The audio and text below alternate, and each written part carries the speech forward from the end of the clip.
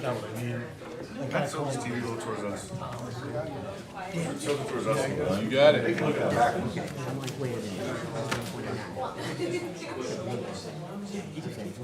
Beautiful. Thank you, sir. Perfect. Phone's out of service.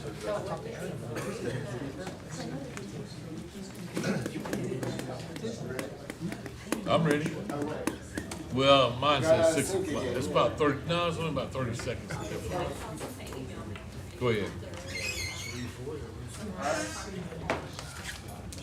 So tonight we're here for our second work session in our annual short-term rental ordinance review.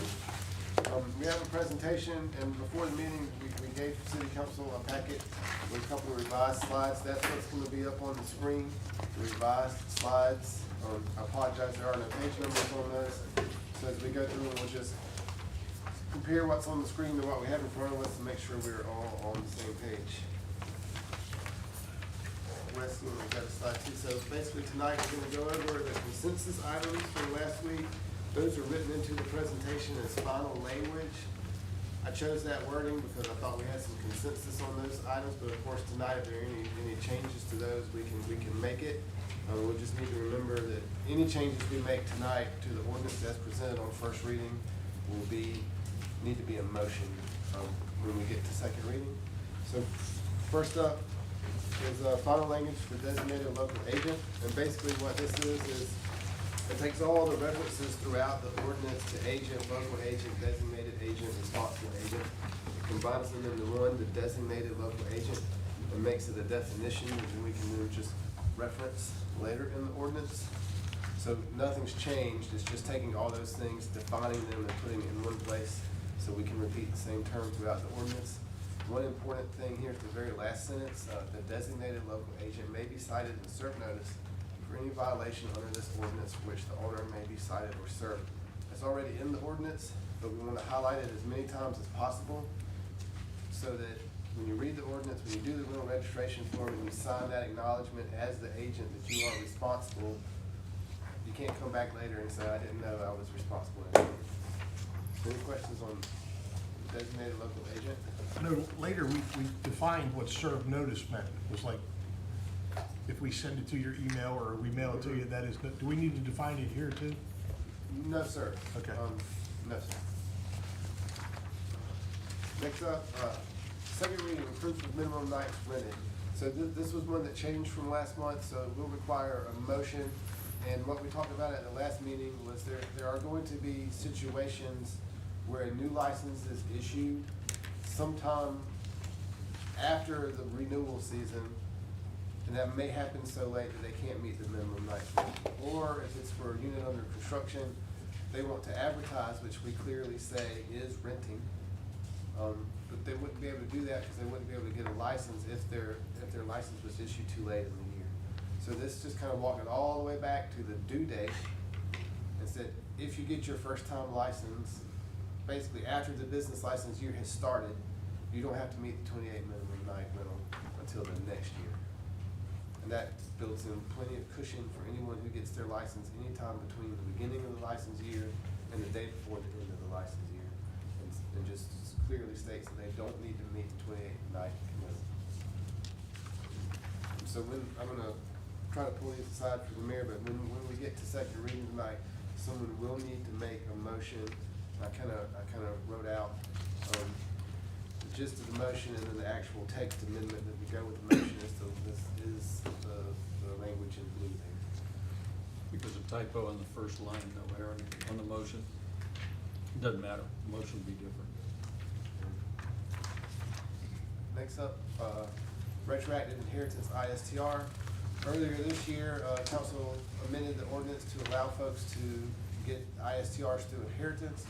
We didn't set an effective date for that, so we created a weird situation where folks who had inherited between the date of the referendum and the amendment could not apply for a license.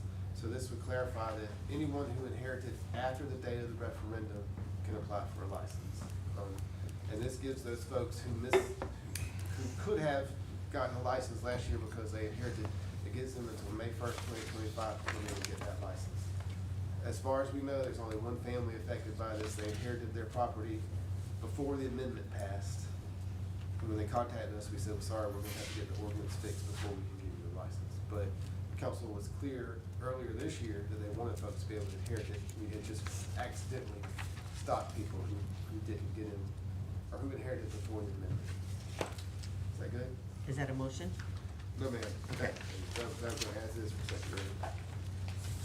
Standalone medical hardship, ISTR. Right now, the ordinance is written so that medical hardship, investment short-term rental licenses are kind of a subset of ISTR. Because they have different termination requirements and different maintenance requirements from ISTR, we thought it would be better to separate them into their own class. So rather than a subclass of ISTR, we're just making them their own class. And so all this red language is just taking the language from the ordinance that exists today and making a separate type of license.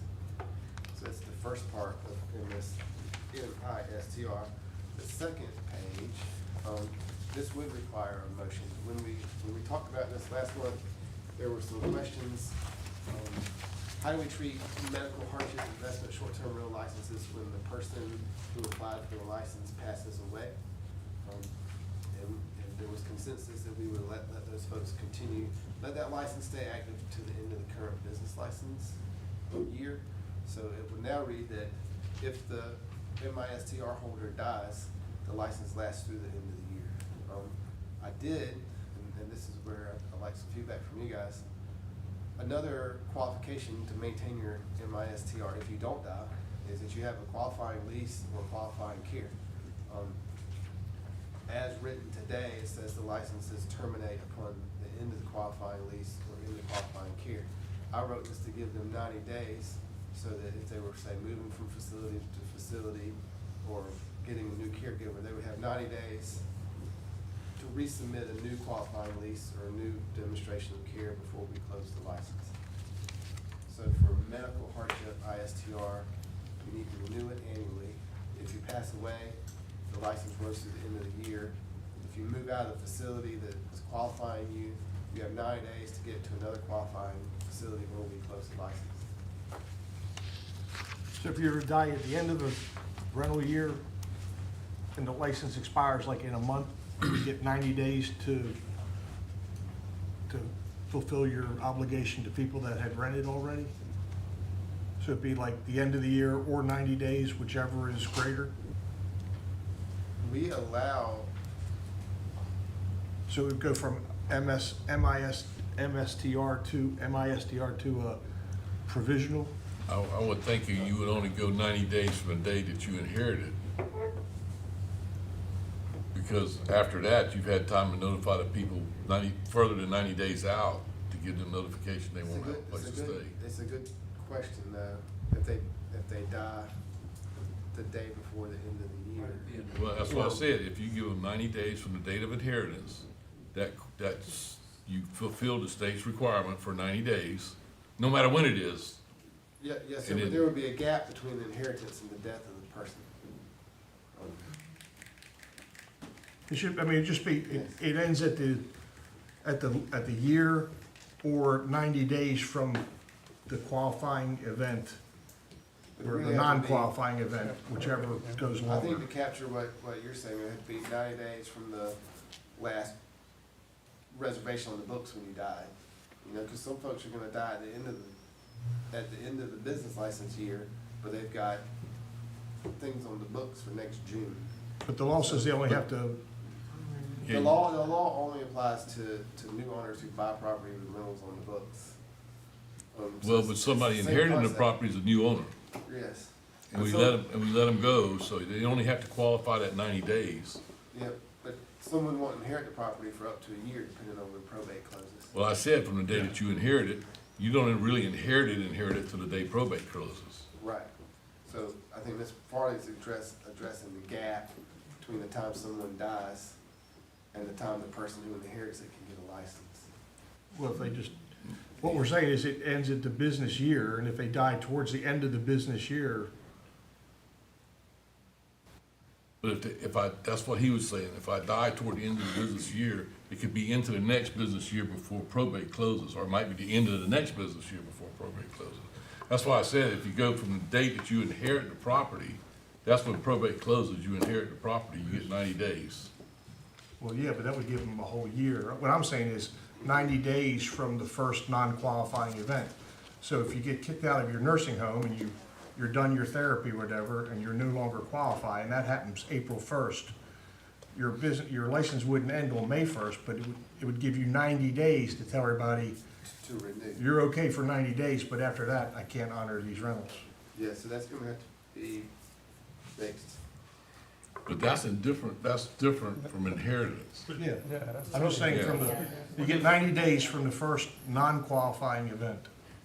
You're saying that You no longer have terminates, the medical hardship, the person passes, or the person no longer needs that care. So once that non-qualifying event, that event that would make you ineligible for the MISTR, once that happens, you get 90 days. But on the inheritance one before, I think we said that you can rent until probate's done. Because it's tied up in an estate. That's a regular ISTR. I'm talking about MISTR. Well, but still you die. You still gotta go to probate. That's what I'm But you saying. might not die, you might just no longer. That's what I'm saying. What you're talking about is different from what I was talking about. I was talking about Yeah. when you die, you're Yeah. talking about just getting kicked out of a home. Or Proof, yeah. so, Mr. Farley, are you saying death, end of lease, end of care, 90 days after that, your license expires? Is that, the business, at the end of the business year, or 90 days, whichever is first? further. Right. Whichever lets you comply to the state law. Right. We will wordsmith that amendment during the break. But just to make sure everyone's on the same page, this will be rewritten to say that the license terminates at the end of the business license year or 90 days after the event, whichever comes first. Or later, just later. Whichever is later. All right, thank you. Clear as mud. Partially rated structures. Last year, council, we have a situation where some houses were given a partial 6% rating, even though they're also qualified as 4%. And these are all within one building, not two separate units on a lot. And the decision was that those properties licensed before the referendum as partial 6% structures are not limited to the 72 nights. But if you get a license after the referendum and you have a partially rated structure, you will be subject to the 72-night cap for that 6% portion of the property. So this amendment would enact that by codifying that distinction between partially rated structures that have a license before the referendum and ones that get one in the future. Good with that one?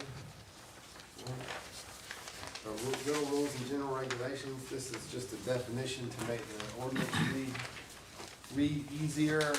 We've got repeated references to this list throughout the ordinance, and the whole list is repeated.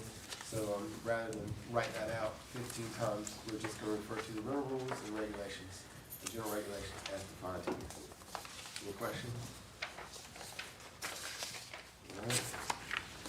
All right. Advertising equals operating. So this is just to make it abundantly clear, that if you are advertising a unit for rent, we treat that the same as though you were actually renting that out to people and people were in there staying. Advertising a rental is operating a rental. All right, next. Final certificate of occupancy. This is proposed to kind of set our policy into an ordinance. We had a couple of situations where there were non-life health safety issues where Eric had issued temporary COs and licenses were granted on temporary COs. Came back and just caused some confusion. Temporary COs expired and they can be renewed. It just created a gray area. So we're proposing that no license be issued unless there's a final certificate of occupancy for the structure. Even if the CO issues are not life safety issues, but just to make it clean and easy, no, nothing but a final will do. Right.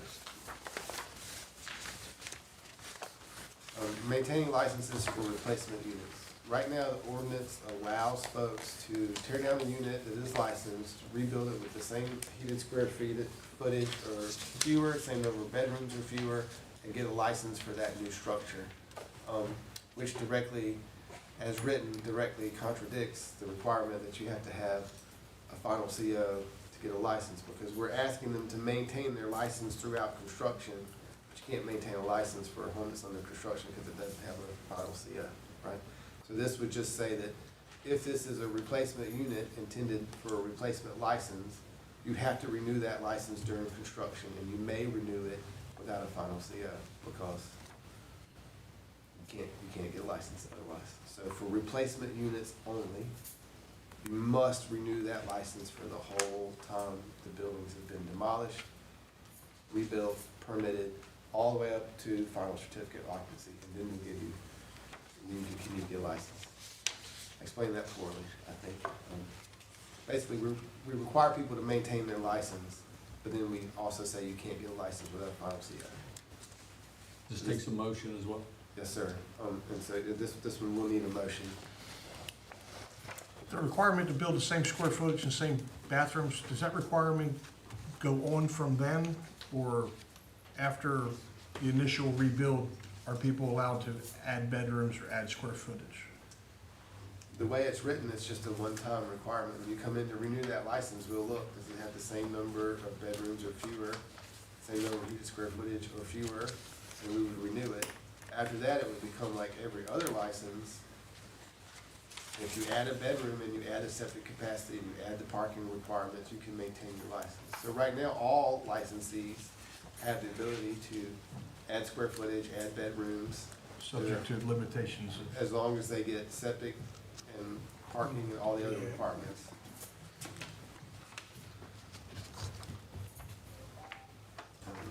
Okay, so this is relocation. I think this is the concept that generated the most discussion and the widest range of opinions. So I'm gonna give you guys three options. One, to allow licenses for relocated units. That would basically need no action tonight, as it is built into the first reading. Option two would be to say no licenses for relocated units, and that would just need a motion to strike B 1 and 2 that are here in first reading. So if you'd like no licenses for relocated units, someone would need to make a motion to delete items B, A1, B 1 and 2. And then option 3, there was some more in-depth discussion. Well, if you move it, and then moving it, you end up changing it, altering it, losing some of the original percentage. Does it still count as the same structure after it's been altered? So this would borrow our 50% rule and say if you relocate the unit and you do more than 50% improvement to it, you could not get a license. But if you could remove it and not alter it, change it, rebuild it from the ground up, and it really is the same unit, you can still get a license. So I don't know if you guys would like to talk that out now or during the meeting. You know, there were different preferences on the board. I like 3. I agree.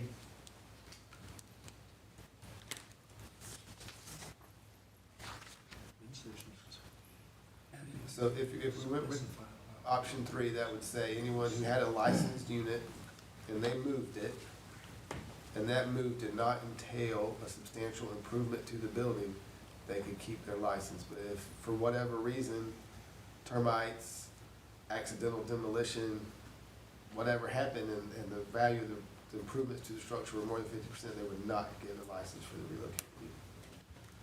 That's kind of why there can be accidental stuff that causes 3. Two is fine. I mean, if an accidental thing happens and you need to redo a little more than 50%, I get keep your license. You can control that. You can't control relocating a unit. I mean, I know it's not going to happen very often, but relocating units is kind of why. I mean, I'm trying to think of a good example of what would be a positive for relocating a unit, and I can't think of one. Better lot, somebody's got a better lot they wanna move it to. What do we care about that? Well, what's the benefit? What's the betterment? What's the better benefit to move? Why would you move a rental house So it's a better lot for them? I mean, what's the benefit to the city is what I'm saying, not just us, saying but. that would be a reason why you. Right, no, I want understand that, infrastructure. but I'm just trying to think of a good reason for the city to allow somebody to move a house with a rental license. I understand if you wanna move a house and preserve it, and that's kinda why I don't like going as far as 3, because if you do have some of these older houses and you wanna put more energy efficient windows and things in, you can get to that 50% kinda quick, cause old beach houses are, leave a lot of desired. Moving them is where I kinda like, yeah, I don't, but I that's. think I agree with DJ, but, because we might feel good about saying you can move the house, and like if you have a house that's, to Skip's point, if you have a house that's on a half lot, and it's confined by space and all, and we allow you to move it, and you take the golden ticket with you, the ISTR, and you move it on a full lot, now you're able to add on to that house and make it a 4-bedroom house, as long as you have septic good enough, as long as you have parking good enough. And maybe not at first, because you have to move it intact, but then down the road, that 2-bedroom unit becomes the 4-bedroom unit. And I prefer option 2 that says, when you move it from one pin to another pin, you lose the license. And you are correct that as the ordinance is written, the first year they would be tied to this, and then afterward After they would that, be the same as The the cottage license. does not become a cottage anymore. The only way I could see it is if you put a deed restriction on it, so that when you moved your 2-bedroom bungalow onto the big lot, you had a deed restriction that said it never gets any bigger and you never add any more bedrooms. I think we're looking at that backwards too, though. I don't think you're gonna move a 2-bedroom bungalow to a bigger lot. I think they're moving a 2-bedroom bungalow off of a big lot to a smaller lot they own, and then they can build a bigger house on a big lot. I think that's how this comes about, not the But- other way. But I agree with number You 2 could. myself, yeah. You could, once you could, move that but, yeah. 2-bedroom, make it the 4-bedroom a year later. Especially if you made the resetting sort of like a modular, where you said, we're gonna design this relocation to be where we can add on. So I prefer 2, it's cleaner. If you pick it up and you move it to another tax ID number, it's unlucky, but you don't get to take the golden ticket.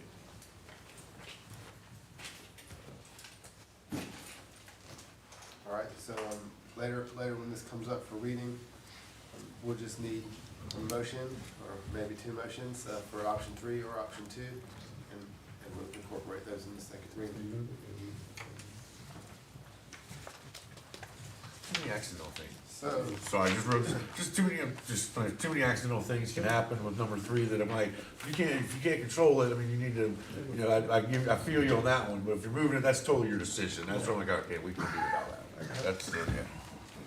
Sorry, I don't wanna whisper to him and get called down for, you know, not paying attention or leaving or not caring about the meeting. I have people out in the audience. so next up, failure to timely renew a license is ground for denial. So this already applies. The ordinance as written today, if you don't renew your business license within the 10-day grace period, you will move to revoke your license. This is just extra emphasis, so it's not changing anything. It's just being very clear that for the business license, failure to timely submit an application is grounds for denial. Business license. Yes, sir, a business license, not the rental registration. And we have denied and revoked multiple licenses for being late this year. That there's no grace period beyond the grace period that's been created for business licenses. Exhibiting OSTRs for the minimum nights. OSTRs, if you lost your OSTR, you can reapply for one immediately. So rather than go through making them approve the 28-night minimum rental, we're proposing just exempt them from that requirement and exempt us from the duty to review their nights rent, because they are unlimited. They're gonna make it a short-term rental. Rental registration refunds, this just makes our rental registration refund policy the same as our business license refund policy. And that is basically, if you get a business license, you do a rental registration, and you decide 3 days later that you're moving off the beach to the Bahamas, you don't get a refund. Once you apply and pay, you don't get a refund if you stop doing business. And that language is in the business license ordinance already, it just was not mirrored in the rental registration. Rental registration changes, the language about requiring folks to notify the city and repay the fee, in item number 5, that was old, outdated, probably going all the way back to the 2018 version of the ordinance. With the cap in place, it was just obsolete, so this just rewrites number 5 to say the owner has a duty to notify us of the change. And the only person who has to repay a new rental registration fee is if there's a new owner coming in with a new license for the property. But if you're an existing owner and you change management companies or you change your email address, we're not gonna charge you a fee or make you redo your registration. Rental registration requirements, this is just building into the ordinance some of the documentation that we've been requiring just to make things flow.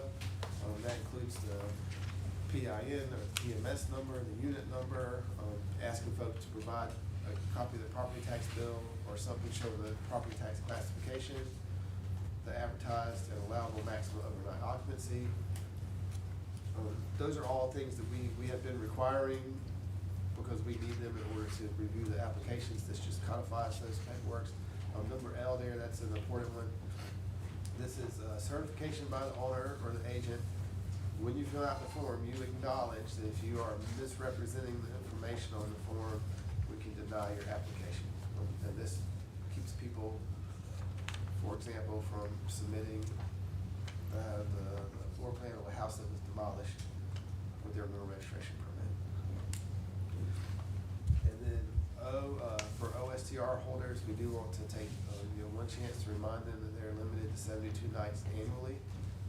If upon audit, we find that they rented more than 72 nights, we will report them to the county for property tax changes and we will revoke the license.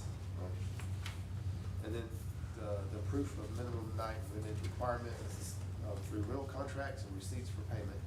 So we don't need proof for every night you rented. We don't want your whole year.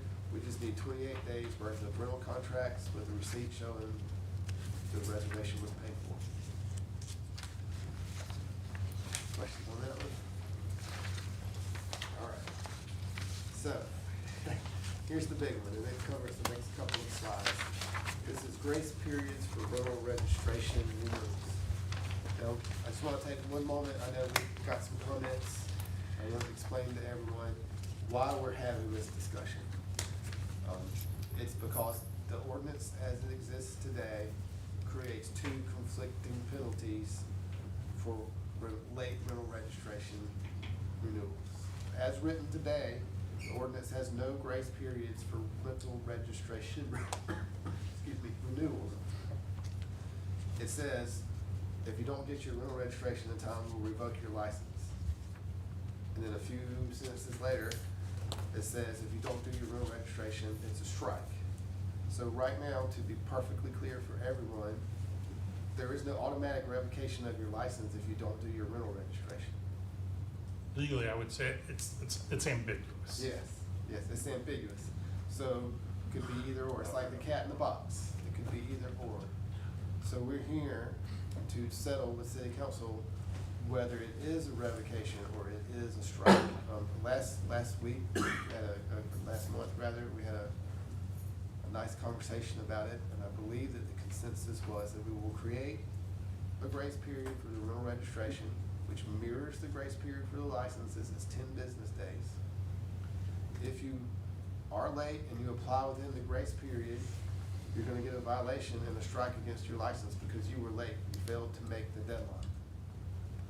And if you go beyond the grace period, we will move to take your license and revoke it. So it's not changing an existing revocation. That doesn't exist. The ordinance is currently ambiguous. There is no set penalty for this. We are deciding tonight.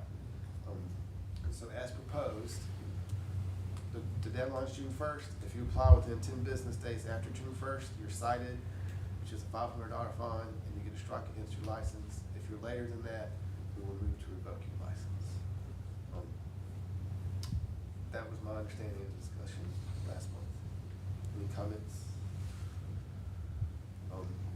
All the blue language here, will need to be incorporated by motion. And there is a difference between renewals and new rental registration permits. The 10-day grace period only applies to renewals. New rental registrations are not due on June 1st, they're due 30 days after you get the license. And there is no grace period for that. If you get a new license, you're not renewing, you're getting a whole new license, you're doing a first-time rental registration, you have 30 days to do that. Not 30 days plus 10 business days, you just have 30 days to get your initial rental registration in. And if you don't, we will move to revoke the license. I want to make sure that everyone notes that distinction, that renewals have no, I'm sorry, new rental registrations have no grace period. You get 30 days, that's it. And then item C, something we also talk about is the fact that rental registrations come in, realistically, they're gonna sit in their office for a while people work through the stack. By the time we get to them and we tell people what's wrong with them, it's well past the due date, and then we didn't want to hold the applicant accountable for our turnaround time, basically. So this just says that when we get your applications, if you're in before the deadline, it's considered in, you're good. We won't do anything to you until we review the application, and if during review we found that you're missing documents, you've skipped a line, you forgot to sign a certification, any sort of error or deficiency, we will send it back to you and say, hey, we got your application, these are the things that need to be corrected, you have 10 business days to do that. And if you don't get fixed within 10 business days of that notice, we will move to revoke your license. What 10 are the business means of days, notification? 2 weeks. Email and certified letter. And those go to the owner and the registered agent. So this basically gives you a 2-week window to fix your mistakes once we review your application. Can I just speak? Yeah. So, and I'm sorry, a lot of these were my changes. I just want to make clear too, for A and B, it's just putting in here what I feel like is a little more clear for people reading our ordinances, that if you miss the deadline, it's a violation or strike. If you miss the 10-day grace period, you're gonna lose your license. Just to repeat that again, so it's in there for people to see. And then on C, I did want to make clear that what our staff does is review these applications, and they're looking at obvious problems. They are not looking, they're not auditing to see if there's some sort of misrepresentation behind the application. And we've had these problems where people like rebuilt the house and didn't tell us, and staff didn't know. So I'm just clarifying that we're not looking to correct every error that might be hidden in an application, and nor do we have that responsibility. We're just going to let people know this is an obvious deficiency, please fix it in 10 days. But if something comes up 6 months later where we found out there's a misrepresentation, then you could well lose your license. Hope that's clear. That is. I have one question. Do we send out, and the business license really doesn't go through us anymore, but these do we send any kind of notification like these? We have a master list we're working on, like, hey, remember this is the due date for these. And is that done through email? Something that we can timestamp? We do email property managers. Is there one day that it goes out to everybody, just so we can say on this date, everybody gets a notice? Because it seems like different people said, oh, we weren't notified. If there's one day, like, no, notices went out on this day to everybody, and that's what it was, and that's great. So I will say, we do not email all 1,100 property owners. We email all the property management companies. We have an information sheet in the front lobby. When people come in for information, we put it on the website, it's on the Facebook page. But we don't Renewal contact season them is to due. tell them that this is due, that their rental registration is due for their business. We do not. We will Okay. be reviewing, Individual owner. and we will be reviewing that for next year. Honestly, I'd like to, and I mean, as much as, you know, one of the biggest reasons I'm for some of the, like the 10-day and making it a strike and all that is because one thing I've heard constantly is that, well, we weren't notified. To lose a business, if you want to take a business from somebody, they need to have been notified at some point that it was coming up. Because there's too many instances we've heard where, and we've talked about them all, you know, if the one person who handles all the business dies, the other person didn't know and they didn't get a notice, they don't know. I mean, there's a lot of different examples we can go through, but some sort of one day that we know that we have sent this out to everybody at one time, then that way nobody can ever say we did not tell them. They can't use that as an excuse. One of the options is we already send, along with your property tax bills, you all get an insert that says if you have a rental, these taxes are due. I know it has the business license due date on there. I'm not sure if it has the rental registration, so we can amend that notice. So it goes out with the property tax bills. That'll be a one mailed notice to every owner, regardless of whether they have rentals or not. And then we'll work on some sort of email notice. Would the designated agent not be streamlined out a little bit too, having that?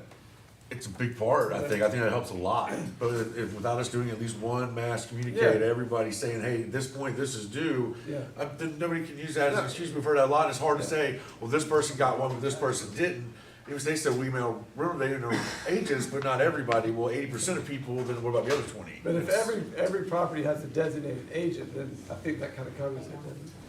If we have all the agents on the Well, I list, think they're all that's part of notified at what one we're doing, time. right? We're getting to Yeah, it. yeah. We're getting to it. Yeah, we're getting a lot closer than we were. Not every property has a But different. see, that's what she's saying. Not everybody has a rental agent. Some owners- Yeah. So The tax bill's a big help. I think that's another step forward for So sure. we do have contact information for owners and agents that are listed on the registration form, and next year, starting in January, we will do a communication. Right now, we're at a communication, not monthly, quarterly yet, but, you know, somewhere around the new year, your business license is due, your rental registration is due, go to our website.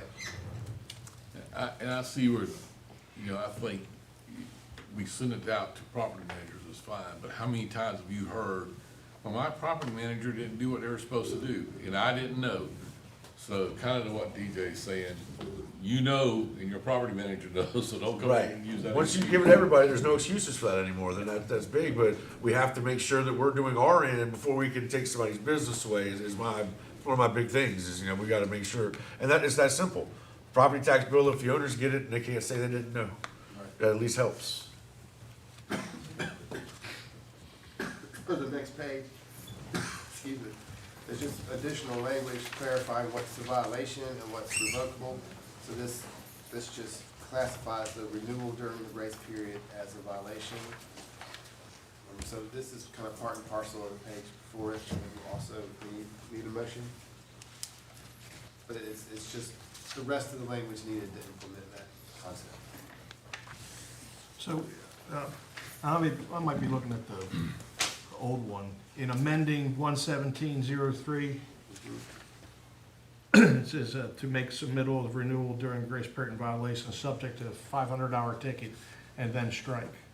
It's actually $500 ticket and strike, not, and, I think when you say and then, it sounds like those are two separate things, like one happens and then the other one happens, when in fact they both happen at the same time, right?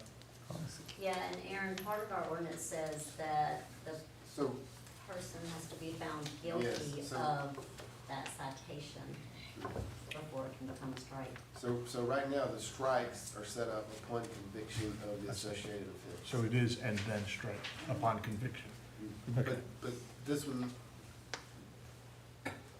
Well, can I I ask- hesitate to use the word guaranteed conviction, but it's clear cut. Your application came in before or after the thing, so there's a low probability that someone who submitted after the deadline would be found not guilty of. Okay.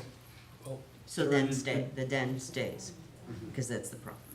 Thank Aaron, you. in continuation of that sentence, to clarify that licenses can be revoked or they will be revoked?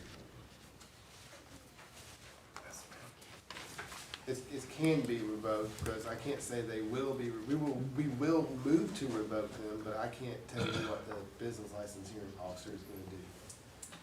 I can say we will move to revoke,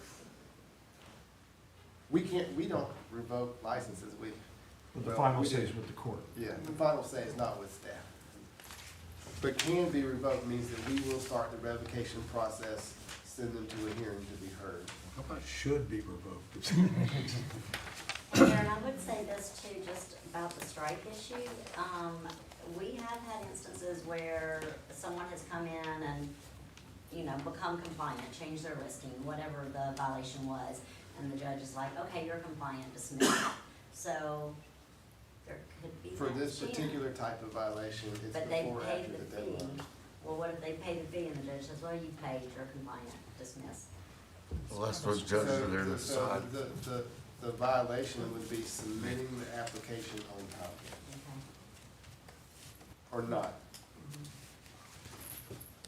It's not a strike unless the judge Yeah. finds the person guilty. So that's why the language is the way that it is. Yeah. You would have to rewrite the strikes if you wanted to make an automatic strike with no appearance before the judge. And then this is the last slide, and this also will require a motion because these are all changes that we've talked about that will apply during the next renewal season. We still have to address the cases that kind of started all this, or the ones that happened this renewal season. So Stacy sent you guys a list of the 43 rental registrations that either came in late or not submitted. We have to address what we do with them. And so what we're proposing is, because right now, the ordinance has 2 penalties. It's ambiguous. We're proposing to go back and everyone who was late, we're gonna give them a ticket and then later issue them a strike. We're gonna write them a ticket, you were late, and if they get convicted, we'll write them a strike. We will not revoke their license. If you're one of the ones who just never gave us anything, we're gonna notify those people, and they'll have 30 days to apply, and if they don't, we're gonna revoke their license. And they will also get a ticket prior to that. So all these 43 folks are gonna get a ticket and a strike. The lesser offense, The the lesser lesser offense. penalty, excuse me. And that's because of the ambiguity in the ordinance as we push forward with the hearings, those might not stand. So if you were late, you get a strike and a ticket. If you never applied, you get a ticket and a strike, and you have 30 days to apply, or we're gonna continue with our revocation hearing. So that resolves the 43 pending, and what we're voting on right here that you just reviewed is Right. the following year. Yep, and that would basically penalize these people the same as the folks next year are gonna be penalized.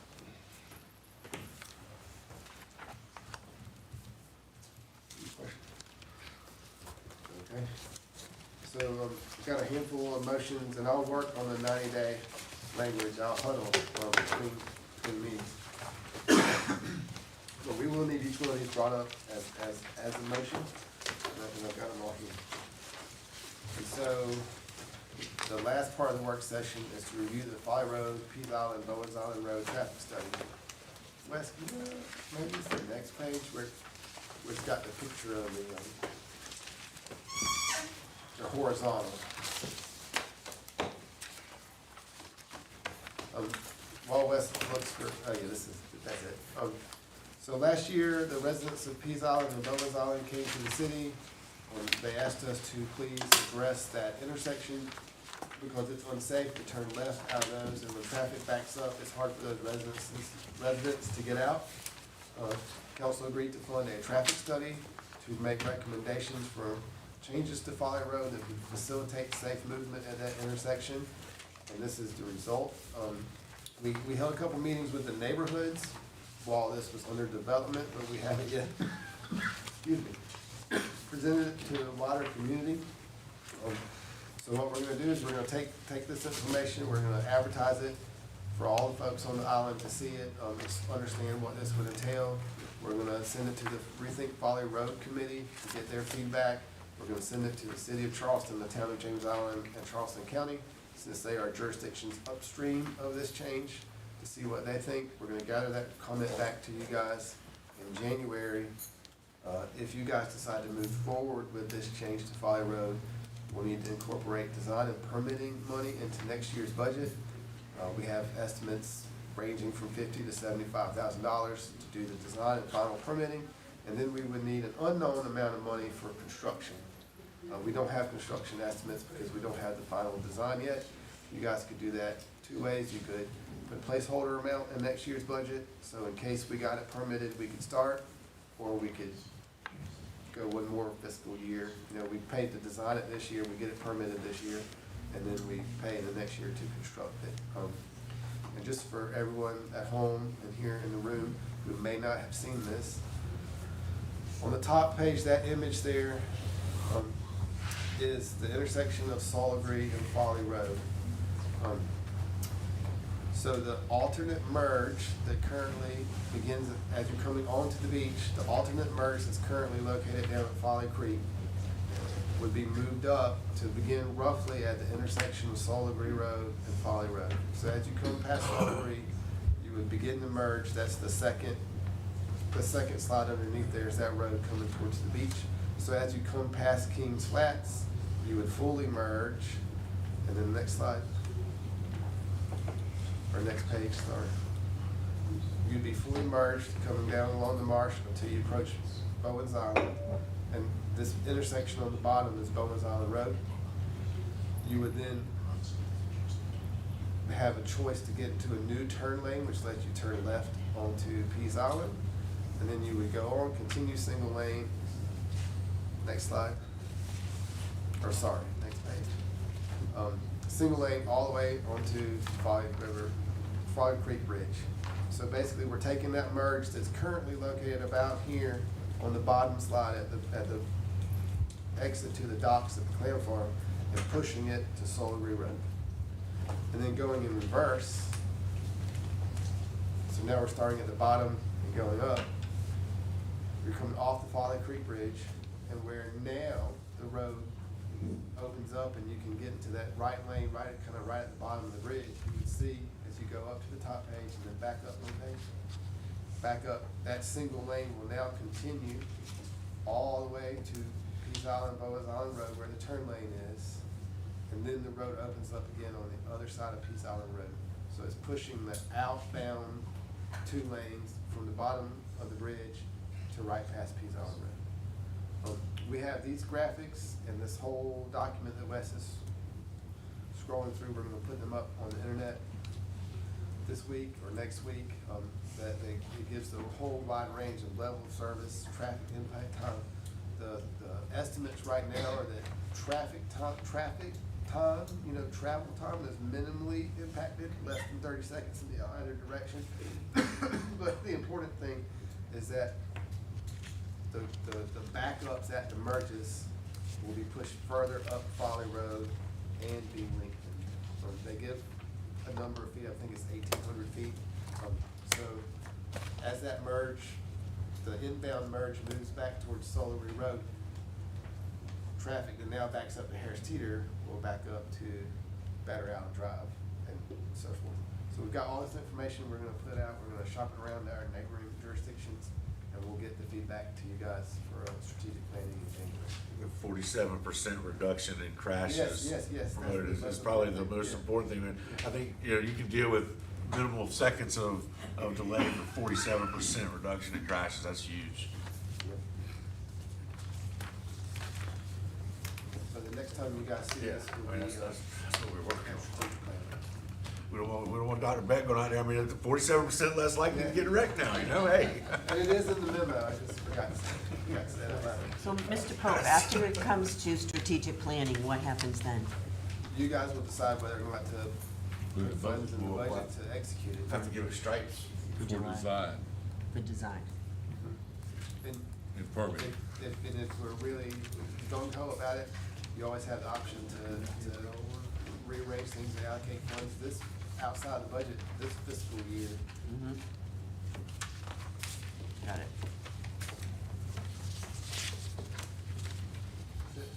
But before we do that, too far down the road, we need to get some feedback from the other municipalities. And this is the first time that we have impacted Folly Road for the Rethink Folly Road process. So this is the first time Folly Beach has impacted Folly Road, so we're gonna have to get some feedback from those folks too. You remember, there was a big holdup on Camp Road about sidewalks and roundabouts. And that was all part of that Rethink Folly Road stuff. So, you know, you might be looking at 2 years down the road, who knows? Are we bound to their opinion? We've been with them the whole time. That's a horrible. Well, but see, this, we're really going, you know, outside of where we normally would be, that's why. We're still in our jurisdiction. You're still in your jurisdiction, but you're impacting others' jurisdictions. Yeah, well, they do things all the time that impact our jurisdiction without us knowing about it. And So I guess I have a question about that. So what is that process in this, in that sense of impacting? one clarification, Okay. we're not bound as so much as they can influence the approvals that other, you know. So they can't come back and say, no, Folly Beach, you can't do this, but they Okay. can weigh into the state permitting. Well, that's what I'm saying, they weighed into all that around Camp Road, and it's just, Got it. So they're not a formal approving body. Mhm. It's an advisory committee that's managing the implementation of 20-year Rethink Folly Road stuff. So we are in a four jurisdiction memorandum of understanding. yeah, I was going to say, we had an MOU. Okay.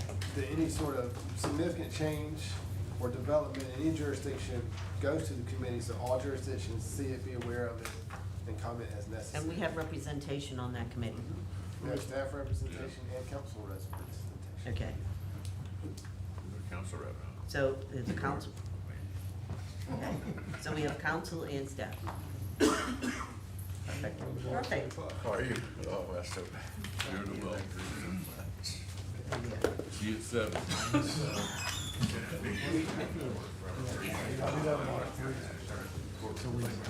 We'll sit to it. But he's the one that's move around. Have fun.